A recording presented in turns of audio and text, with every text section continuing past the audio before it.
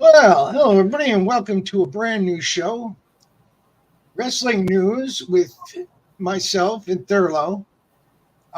We figured we'll start off nice and easy with Monday Night Raw from the October, I believe it was the October 2nd. Yes, the October 2nd show.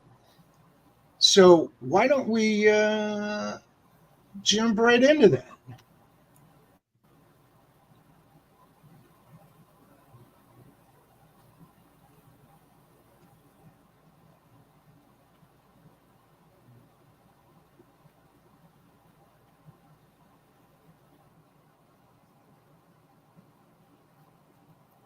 And there we are.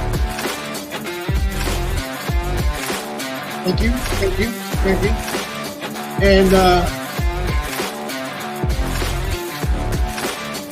well, hello there, sir. How are you? As you can tell by the music, I'm just peachy. So let's just jump right into this little shenanigan bad boy. Show opened up with what was supposed to be a match between Nia and Shayna. Right, and ended up being a melee between Rhea Ripley, Nia, Baszler, and Raquel Rodriguez. And after that melee was done, Rhea said she was calling for the Judgment Day for some business. So they all came into the ring, and but she was basically, I believe she was talking to Damian Priest, blaming Dominic for losing the Northern NXT title. But then he turned around and said that he said, wait a minute, something's wrong or something. I don't know his exact words.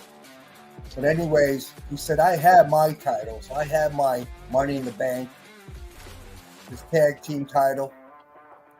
But Dominic doesn't have anything. Something to that effect. So Rhea turned around to Dominic and said, if you don't get that title back, don't come home. Well, I believe what she said to him was that somehow she has stroke in NXT and got him another title shot.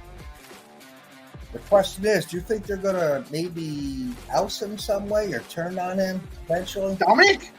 You're right. No, see, this is one of the things I wanted to talk about. Dominic lost the belt on Saturday. He gained it back, though. He gained it back on Tuesday. That's 4 days. Why would they take it off him for 4 days? I don't know. You know, unless it's just to say that Trick Williams held the belt, which doesn't make any sense. So I don't understand what's going on with that whole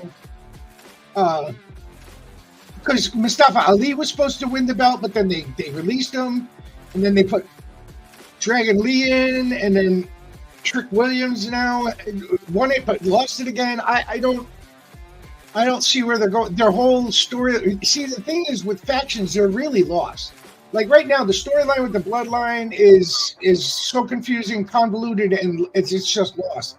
And the same thing's happening to Judgment Day. You think Jay will join the Bloodline eventually? You think he's going to turn on Cody Rhodes? Jay, no. What's going to happen is JD McDonough holder is going to join the Bloodline, and it's going to cause Damian Priest to leave. So that's my speculation. So you think he may be a solo? You think he could have a feud with Judgment Day Priest? Oh, I'm sure at some point he will.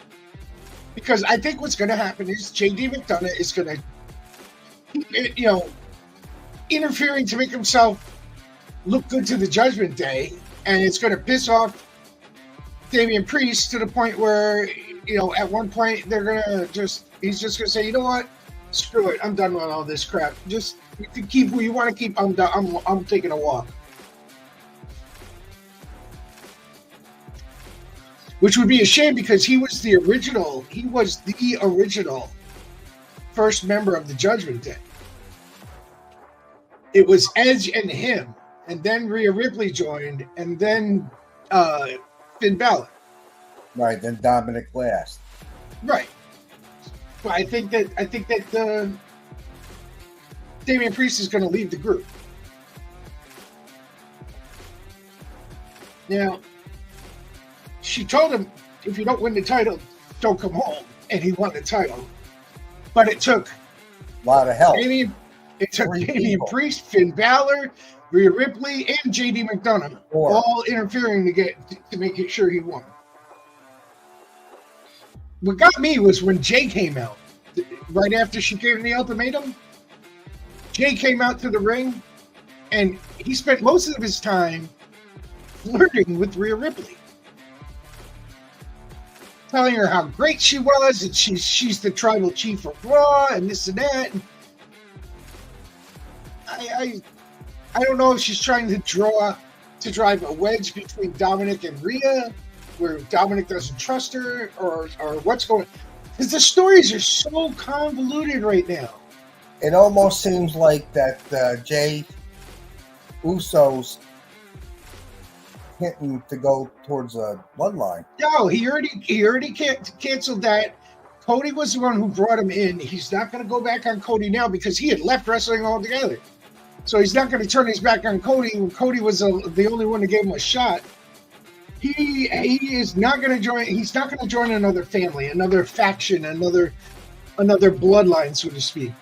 I think his main goal is to draw a wedge between the members, so that they end up fighting with each other, and they same thing happens to them that happened to the bloodline, where they just dissolve. That's one of the reasons why they have that match on the pay-per-view, where it's him and Cody against Finn and Priest for the tag team titles.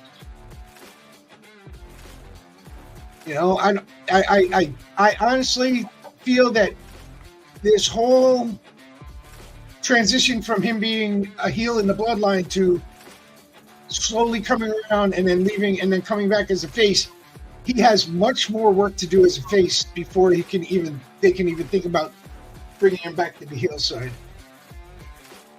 Yeah, you just never know what they're going to do, though. You just don't. Well, you know that they're not going to do anything that's going to screw him over. And right now, the storylines that they have are so mismatched and all over the place. They have to have some sort of conformity going forward. And to bring Jay in as a face for a month and then turn him heel again, that's just going to make the viewers even more confused, and they're going to end up going to AEW instead because there's more coherent stories behind them. You know, and they realize this, and they don't. I don't think they're at this point, because now they're owned by a different company, or they're partnered with a different company, that company wants to take the chance of losing, you know, viewers over convoluted storylines. They have the talent. They're just not writing. They don't utilize them very good sometimes. They're not writing the stories well. You know, Roman being off air since August. It's October now. That's like another Brock Lesnar. The title, never defending it. I never thought I'd say this, but John Cena has been on television more than Roman in the last month and a half.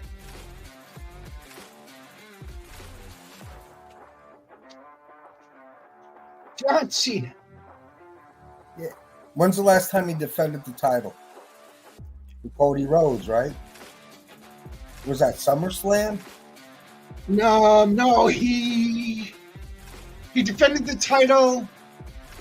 Oh no, it was SummerSlam was him and Solo against Jimmy and Jay. Oh, that's right. That's right. And Roman got pinned. That's right. Yep.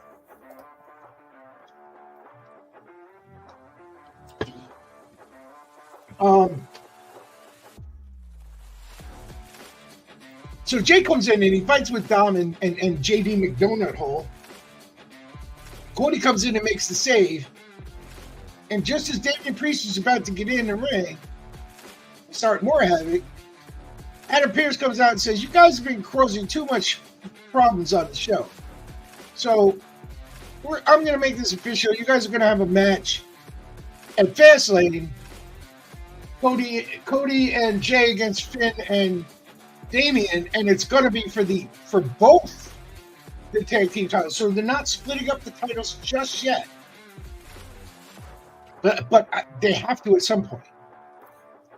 What's your take on LA Knight? They seem to be definitely building him up. I think he originally came in, but he was only going to be mid card or maybe that. But then they're bringing him up to a main eventer. Well, let's put a pin in him for just a second. I don't know if you're aware, but there were four segments cut from Raw an hour before the show started. They were supposed to have a match between Becky Lynch and Tegan Nox that they had advertised. And instead they put Tegan Nox against Chelsea Green. They were supposed to have Jay versus Damian Priest, but that didn't happen because Damian was supposedly injured. They were supposed to have an episode of Miz TV, but that was pulled at the last minute for whatever that was with Drew McIntyre and The Miz. And the last thing was that we're supposed to have that Nia Jax versus Shayna Baszler match, which started off as a backstage brawl and never even got into the ring. All those matches and things were announced, and they pulled them at the last minute. I'm sure that would upset some people. I'm sure that's another sign of Vince sticking his hands in the creative mix, because the new company gave him basically total control over the wrestling aspect of the company. I think the wrestling was getting a lot better without Vince even being there. He needs to retire and keep his freaking nose out of it. Amen. I agree with you 100%. Vince, if you're listening, keep out of it. You're making it worse. Let the more experienced, more up to date people like Triple H and Shawn Michaels and even what's P.D. Williams and those guys in the back who are producing, and let them do their job and just leave them alone. And I'm sure things will go much smoother. So the next match on the card was Imperium versus the Alpha Academy, which I thought was a decent match, but I didn't like the fact that Ludwig Kaiser, the skinniest twig in the ring, got the pin on Otis. And to me, that was just wrong. I mean, it should have been either the other guy or Ludwig should have pinned Chad Gable. Now, I know that they're trying to build Chad Gable for the eventual rematch with Gunther, but he can afford to lose a match here and there to be pinned. Even though Gable, I have to give him credit with Gunther and Gable, they gave a really good match. Yeah. Oh, yeah.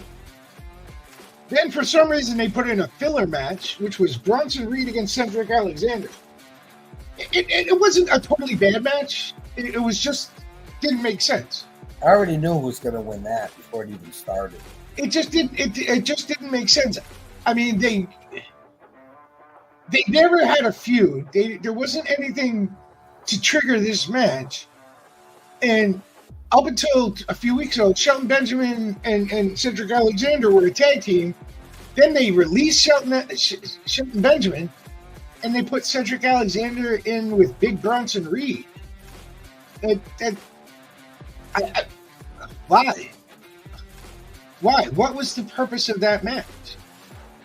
I don't know. You know, it's like what is, I guess. I thought maybe if they since they released Shelton Benjamin, that they might give Cedric Alexander a bit of an individual push. And he looked good during that match. Don't get me wrong. He looked. Bronson Reed made him look great, but he lost the match, and we knew he was going to lose the match. It just I don't know what they're accomplishing with these stories, with these matches. Like it's just Bronson Reed for a good stretch of about 2 months was losing every match he was in. And then all of a sudden he's winning every match he's in. You know, they seem to do that with wrestlers sometimes. Sometimes after they changed his name to Big Bronson Reed instead of just Bronson Reed, now he's been winning every match. I don't know, maybe they build him up for something. Well, that's the thing. I mean, he's a big man. So, I mean, there's not many big men left in the WWE. Not many big men. There's him, there's Otis, there's Braun whenever he gets back. It seems like Otis lately has been losing matches too, a lot. Again, what are they trying to do? They just moved Maxine. They took Maxine off the male models, put him in with the Alpha Academy. She won her match. They were doing good, and all of a sudden Otis gets pinned by a twig. I know it.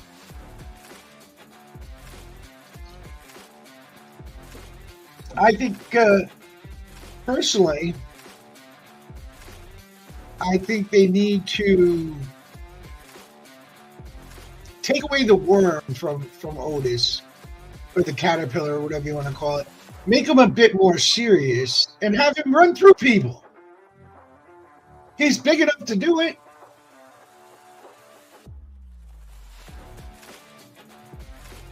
He is big enough to do it. Who was his other tag team partner there before this? There was Otis and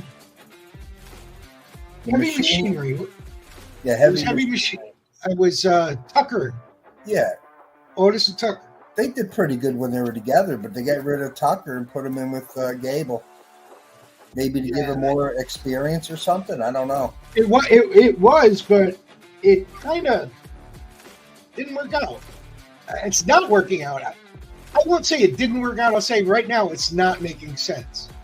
He's not impressing viewers. You know, when he was with Heavy Machinery, they had great moves. They had move sets. They had plans. It was more serious then. It seemed more serious when he was Heavy Machinery. I think so.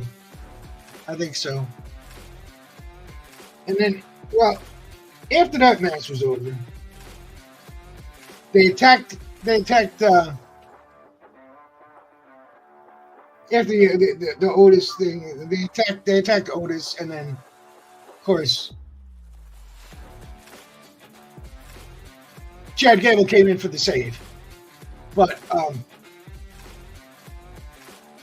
the first two matches of the show, to me, were useless. I mean, what you have? You had Imperium versus the Alpha Academy and Bronson Reed versus Cedric Alexander. It's like, hey, if you have to go pee or grab a cup of coffee, now's the time to do it because these matches are on. They wasted a lot of time during Raw. Oh yeah, they do, and I'm going to get to that in a little bit. But okay, so next, which was baffling to me, they had a contract signing for the Intercontinental Championship right in the middle of Raw. Not at the end, not as a main segment. They took their most important champion and put him in a contract signing in the middle of the show. Okay. Well, we saw what happened there. I mean, it was basically Tommaso Ciampa just tearing him apart up and down. while he sat there, and then him standing up and saying, I'm going to beat you in front of your wife and kids, and blah blah blah, and Ciampa hit the. Well, if you're that confident, then let's make this a last man standing match. I think it was. I'm not sure. I know they changed it to. I know they made. Oh no, it was a regular. It was a hard. I think it was a hardcore match. They made it for last night instead of at the pay-per-view, which means that Gunther is not going to be on the pay-per-view defending that title. What do you think the next one will be that he's going to defend that title? And who do you think will actually beat him?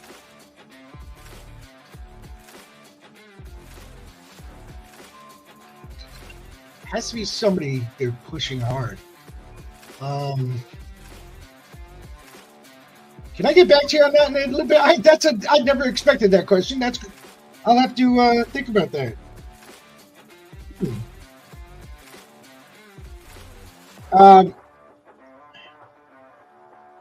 What I was thinking was, so they changed it to a main event, to the main event for Monday night, which I understand now. I mean, we understood why now, but at the time it didn't make sense. And they took it off. They took it off the pay-per-view and off of next Monday. So that means that Gunther is not going to defend his title at Fastlane. Roman is not going to defend his title at Fastlane. Rhea does not have a match set for Fastlane. The thing is, during these pay-per-views, people like to see title matches. Right. You are 100% correct, sir. And I think the only title that's on the line is the tag team titles, right?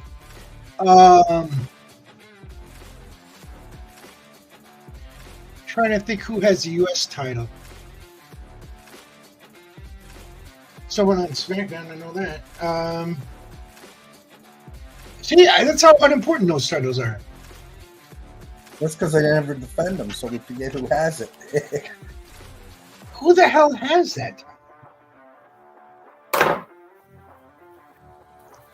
I would say it's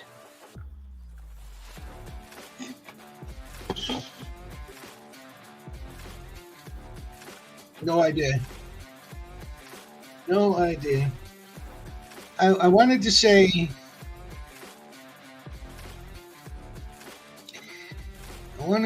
Austin Theory, but I know he lost it to somebody.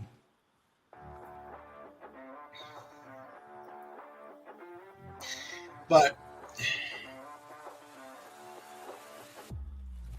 let's keep on with the theme of the night. Didn't Rey Mysterio have it? Oh yes, Ray had it. Ray still has it. He had a match on Friday against his LWO partner and won, and he retained the title. I don't think Ray has a match on Fastlane either. So that's the U.S. title, the Intercontinental title, the Undisputed World Championship that Roman has. All those titles are not going to be seen on the paper. Your video froze. Oh, yeah, it does that every so often. It likes making fun of me. Let me see if I can fix that.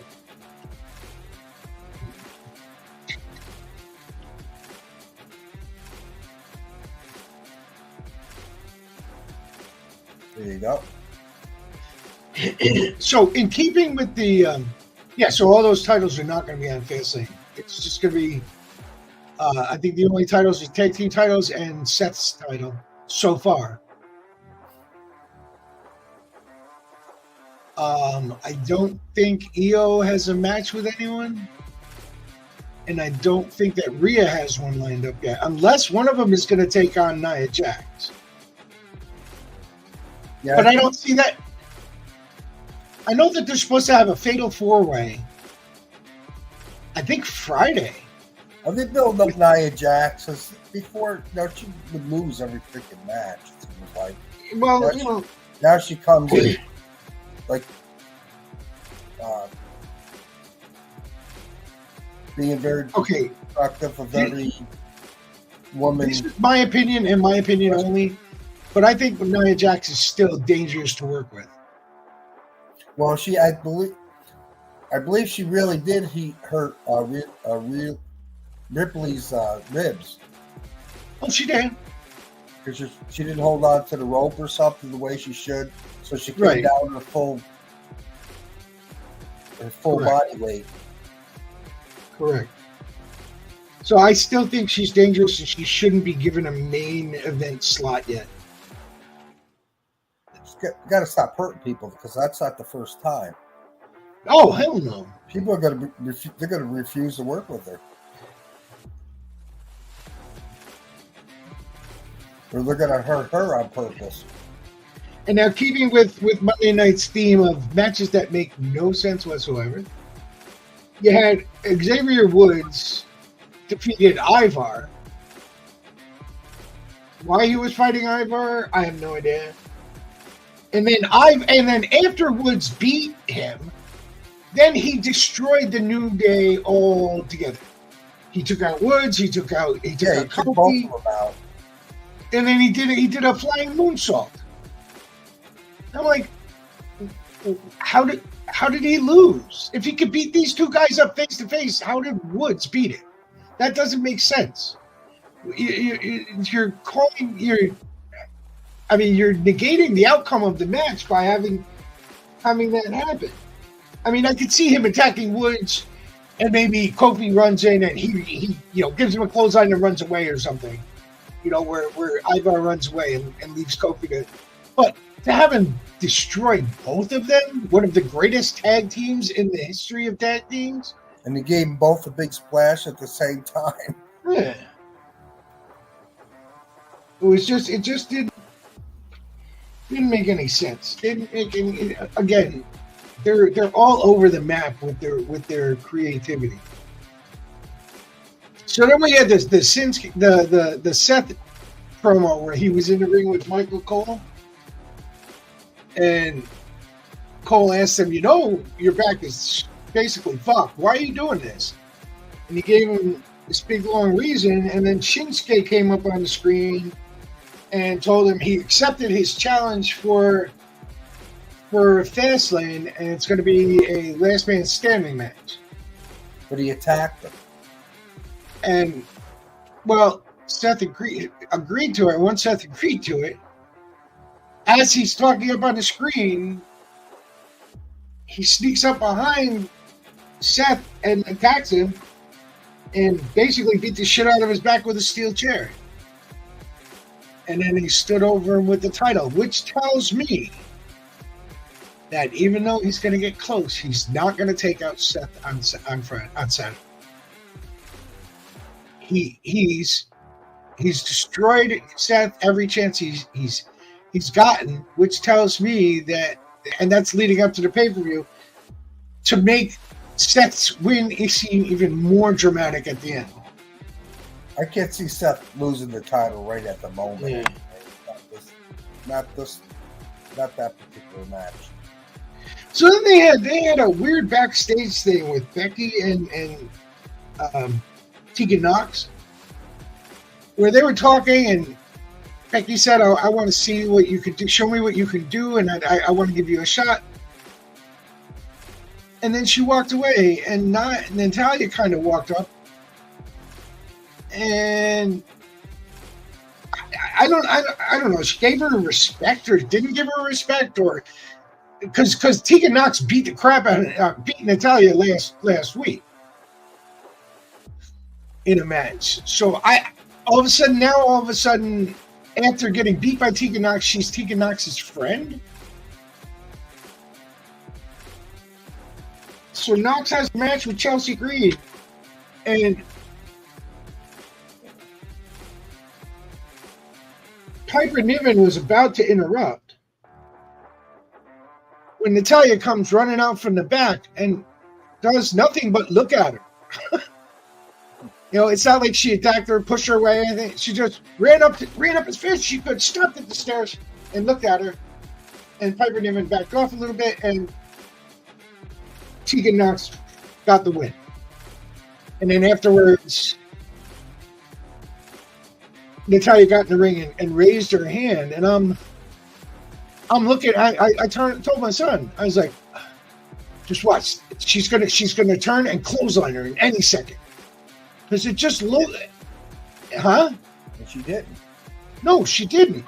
So I don't understand how you can be so mad and so angry, and that you challenge her to a match, you lose in your match, you're still hyper upset, and the very next week you're her best friend. You know, it's the creativity all over the wall. So then Drew does his promo. Well, basically he's saying, I'm not a good guy, I'm not a bad guy, I'm just going to be me. I'm not going to help other people out anymore. I'm not going to cause other people to need to be helped out. And The Miz interrupted and called him all sorts of names. Told him he was a fake, a fraud, this and that. And that the whole confrontation ended in an impromptu match between Drew and The Miz. And The Miz got the worst of it. Suit and everything. Oh, yeah. I don't remember. Was there a referee in the ring for that? I think there was. They came back and it was it was an actual match. Yeah, he had a suit on and everything. So you have to wonder what happened, because there was supposed to be a Miz TV segment. So, but it was pulled at the last minute. So what happened that made Miz have to wrestle in that suit? It seems like a lot of things been pulled. Did somebody not show up? Did somebody not show up that was supposed to fight, McIntyre, and so Miz had to fill in? I don't know. At the last minute, which is why he didn't have his gear with him or whatever. It's just that whole 3-hour show gave me a giant headache. And we're only halfway done. Drew did his promo. Trick Williams came out and did a promo, was interrupted by Dom and JD and Rhea, where they basically said, we're gonna make sure that Dominic gets his title back on Tuesday. And he was like, okay, bring it, whatever.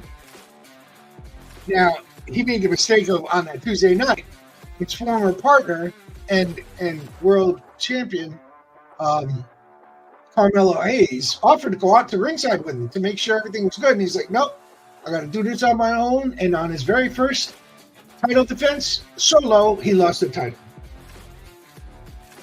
I don't know.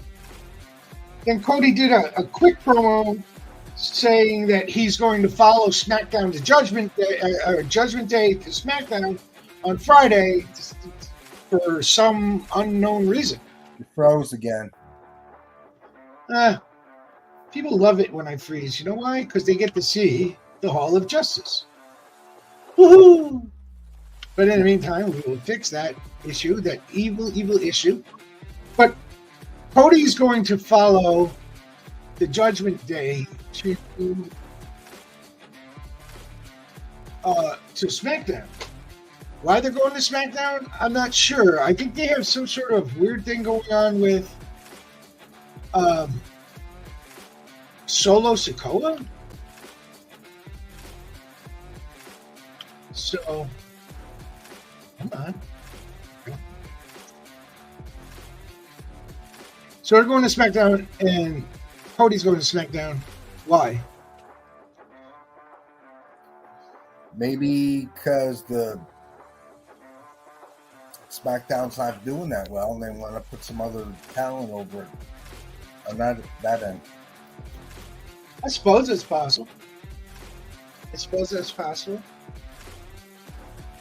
And then there was a useless Alpha Academy backstage promo, which really didn't turn into anything. It's Otis going, "Oh, I'm so sorry, I lost. I'm sorry, I let you down," and Chad Gable going, "Yeah, it's cool. Don't worry about it." Okay, that was the whole promo. They did an interview with Kevin and Sammy where Sammy's like, "I'm happy for Jay and Cody to get the shot, but that should be our shot." And Kevin going, "I really don't care who gets the shot because whoever wins is going to have to deal with us down the road anyway." And that brings us to that night's main event. Gunther versus Tommaso Ciampa. It was a really good match. There were a lot of near falls. I thought that was a really good match. Ooh. A lot of them. And they actually looked like there was an even match. It was very well choreographed, very well done. They did their homework. Yeah, that was a good match, full of action. I'd have to it was definitely the match of the night, and I'd have to say if they were going to follow a pattern, they should look at that match to model their other matches after, because that was a phenomenal match. And afterwards, after Gunther won, Imperium came in and attacked Tommaso Ciampa. Then Johnny Gargano came back, who's been missing in action for God knows how long, and gave Ciampa the save. And then the crowd was yelling DIY, which is the faction that took Ciampa and Gargano were in NXT. At which point they looked at each other and hugged and reunited DIY. So DIY is now reformed. They have reformed it. I don't know if Johnny Gargano's wife is still in the WWE. I'm pretty sure they got rid of Dexter Lumis, and Indy Hartwell is still there though, so they could put most of that team back together. Now, on to something I said we'd put a pin into. Your favorite topic and mine, LA Knight. So, let's talk about LA Knight. I think when they were first going to bring him in, I think he was only supposed to be a mid-carder, probably mid-carder, lose most of his matches, but I guess he knows how to do his promos and stuff, and he's built up the respect with the fans and becoming popular, so it looks like they're going to try to make him into a main event. You know that they're building him up now. Well, see, he was brought in as a main eventer, but Vince didn't like him because he felt he was too old. So Vince shoved him down to the mid-card. And then Vince took it a step further and made him join Maximum Male Models, saying, almost as if to make fun of him like he did with Dusty. Right. And he didn't realize that LA Knight, he's gonna suck it up and do what he's got to do. And he did. And then they started to see that, because I followed him long before he came to WWE. And he was one of the people that I told everybody, keep your eye on this guy, because he may not be a spring chicken, but he's like a wily veteran. He's amazing, and he's got the personality to match, and he's always had that personality. Before he was LA Knight, he was Eli Drake, and he used the same personality for Eli Drake that he did with LA Knight, and it gets over like gangbusters because it's basically him just a little intensified. He's not faking a character. He's just intensifying his own personality. And that's when those kind of characters are the ones that do the best, because you don't have to create, you just have to enhance. And with that, he's become very popular in the last probably month or two. Oh, look at that! Now he's teaming up with John Cena. John Cena against the Bloodline. Which I find is kind of funny. And what gets me as funny is everyone calls John Cena. When KO was looking for a partner against the Bloodline, remember that? All of a sudden, he calls up John Cena, and John Cena joins. Now, there's a match this coming week in NXT, and they wanted somebody. Oh, Braun Breaker against I think it's Carmelo Hayes, and Carmelo calls up John Cena, and John Cena is going to be in his corner. And now Cena's back against the wall, and now he's teaming with LA Knight. So he's been doing, since he's been back, not only has he been on TV more than Roman, but he not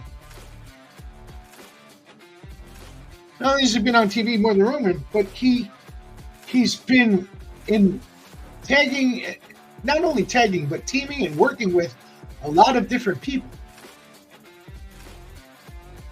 A lot of different people that you never thought he would. Still frozen. Oh yeah, I know. It's getting fixed right now. I know you're all scared of that floating head. That's scary. Ooh. But, which reminds me, now that Fastlane is coming, is Cena and LA Knight going to win against the Bloodline? And what is that going to do to the Bloodline?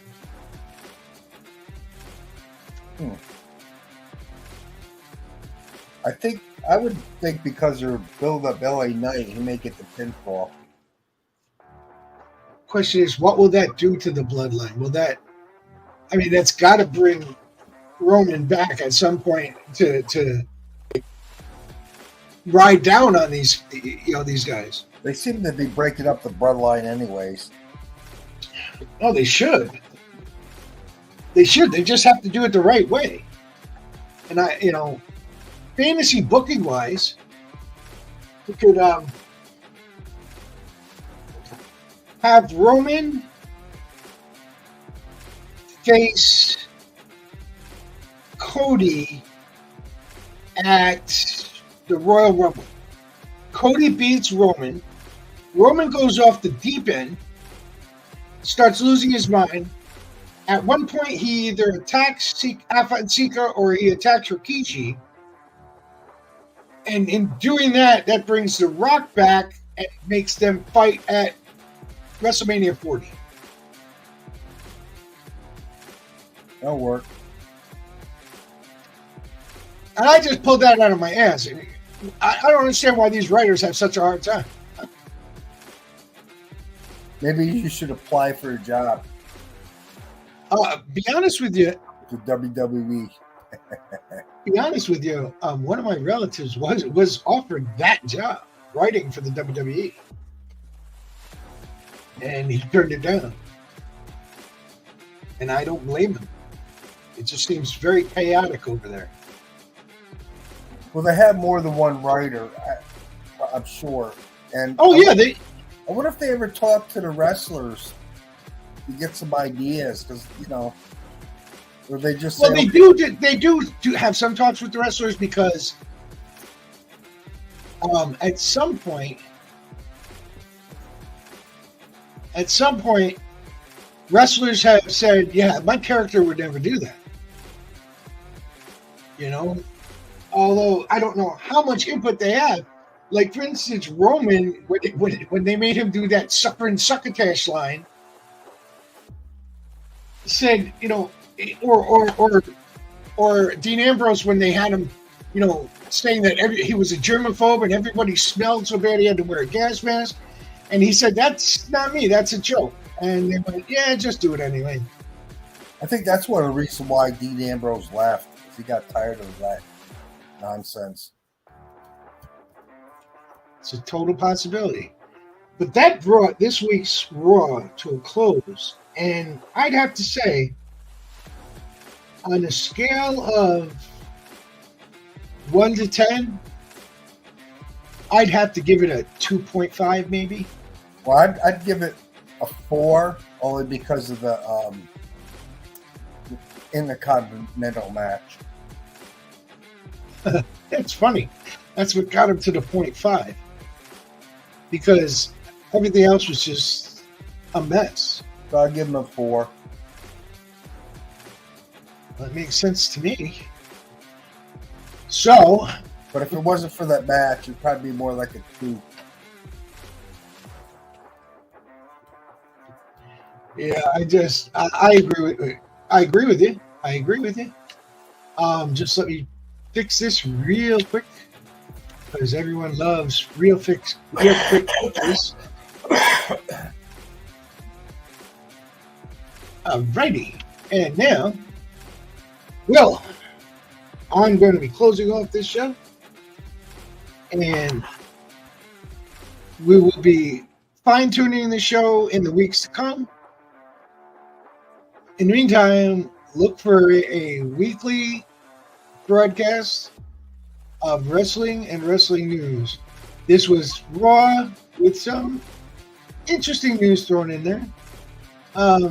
The whole thing with Adam Copeland and Christian is shaping up nicely, and it'll be a topic for another day.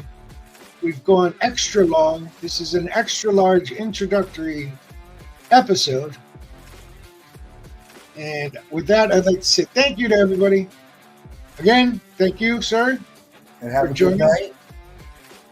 We will see you next week in the Funny Papers. Out.